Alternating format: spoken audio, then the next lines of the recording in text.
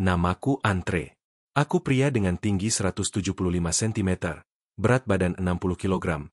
Tubuhku atletis karena bertahun-tahun terbiasa hidup di alam liar. Rambutku dipotong buscut, praktis dan tidak merepotkan.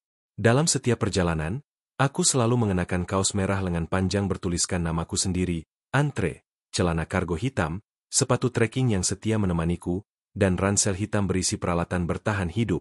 Semua pengetahuan survival yang kumiliki, bukan berasal dari bangku kuliah, melainkan dari pengalaman langsung, dari tersesat di pegunungan Andes hingga bertahan hidup seminggu di gurun tanpa air bersih. Selain itu, aku adalah pencinta buku. Anehnya, aku justru menemukan petualangan terbesar bukan di alam, tapi di rak kayu tua perpustakaan kota. Saat itu aku sedang mencari catatan ekspedisi kuno.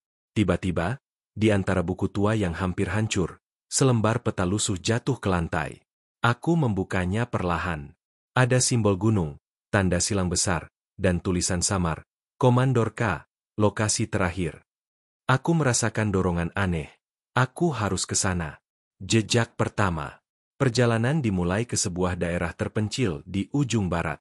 Aku menyusuri desa tua, menyewa peta lokal, dan menyelinap masuk ke dalam hutan yang tak disebutkan dalam peta modern. Jalurnya tertutup semak, lembab, dan sunyi. Saat itu, langkah kakiku pelan tapi mantap. Hujan gerimis menyentuh kulitku, dan aroma tanah basah seperti menyambutku kembali ke dunia liar. Tapi ada satu hal yang langsung membuatku curiga. Jejak sepatu lain.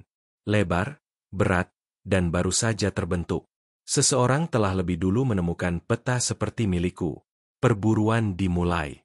Aku bersembunyi saat melihat 3 pria asing bersenjata berjalan beberapa meter dariku. Mereka terlihat profesional, mungkin pemburu harta karun. Salah satu dari mereka memegang fotokopi peta yang mirip dengan milikku. Malam itu aku tidak tidur. Aku memasang alarm sederhana dari tali dan kaleng di sekitar perkemahanku. Aku tidak ingin mereka mengejarku terlalu dekat. Keesokan paginya, aku mengubah rute, menyusuri aliran sungai untuk menyamarkan jejak. Namun, semakin dalam aku masuk ke dalam hutan, semakin jelas bahwa ini bukan sekadar perjalanan biasa. Peta itu menunjuk ke sebuah air terjun kuno, tempat legenda mengatakan Komandor K pernah bersembunyi dari musuh-musuhnya. Di balik air terjun. Saat aku tiba di air terjun itu, jantungku berdebar. Peta menunjuk ke balik aliran air. Aku melepas ransel, menutup barang-barang penting dengan pelindung, dan menerobos derasnya aliran. Di balik tirai air itu, ada celah batu yang sempit. Aku masuk, menyalakan senter kecil di helmku. Gua sempit itu menelan suara. Dindingnya lembab dan penuh ukiran aneh, bahasa lama yang hanya pernah kulihat dalam catatan sejarah laut abad ke-18. Namun sebelum aku sempat mempelajarinya, suara langkah berat datang dari belakang. Mereka mengejarku. Perangkap dan teka-teki. Aku berlari menembus lorong gelap hingga tiba di ruangan batu dengan lantai bercorak simbol kuno dan sebuah peti besar di tengahnya. Di atasnya ada pahatan. Yang tamak akan terkubur bersama keinginan mereka. Kupikir sejenak. Ini pasti teka-teki.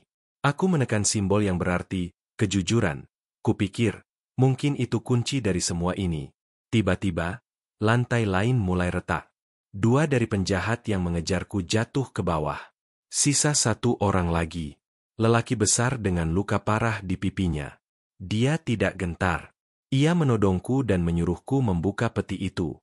1 lawan 1. Aku tak punya pilihan. Aku berpura-pura menyerah. Lalu tiba-tiba menjatuhkan diriku ke lantai dan menyambar batu di dekatku. Pertarungan pun pecah. Ia lebih besar, tapi aku lebih lincah. Beberapa kali aku terpukul, namun pada akhirnya aku berhasil menendang senjatanya jauh, lalu menjatuhkannya dan mengikat tangannya dengan tali dari ranselku. Aku tidak membunuh. Itu bukan caraku. Tapi dia akan tetap terkurung di tempat itu hingga tim penyelamat datang. Harta yang terlupakan. Saat peti itu kubuka, aku mendapati bukan sekadar emas atau permata. Di dalamnya, ada jurnal pelayaran, peta kerajaan maritim yang hilang, serta artefak kuno yang belum pernah dilihat dunia modern. Aku duduk terdiam. Rasanya seperti menyentuh sejarah. Aku tak mengambil satu benda pun untuk diri sendiri. Semua kusimpan dalam dry bag. Aku tahu, benda-benda ini bukan milikku. Mereka milik sejarah. Kembali ke peradaban. 2 minggu kemudian, aku berdiri di depan museum kota. Petugas keamanan menatapku aneh saat aku menyerahkan dry bag itu. Namun setelah tim ahli memeriksa isinya, mereka terperangah. Namaku Andre. Aku bukan pahlawan. Aku hanya penjaga jalur, penyambung cerita dari masa lalu ke masa kini. Museum menamai satu ruangan dengan namaku. Tapi aku tidak terlalu peduli. Ransel hitamku kembali kupanggul. Di dalamnya kini hanya ada logbook kosong dan kompas lama. Petualangan belum berakhir. Dunia ini masih luas. Dan aku masih harus menjelajahinya.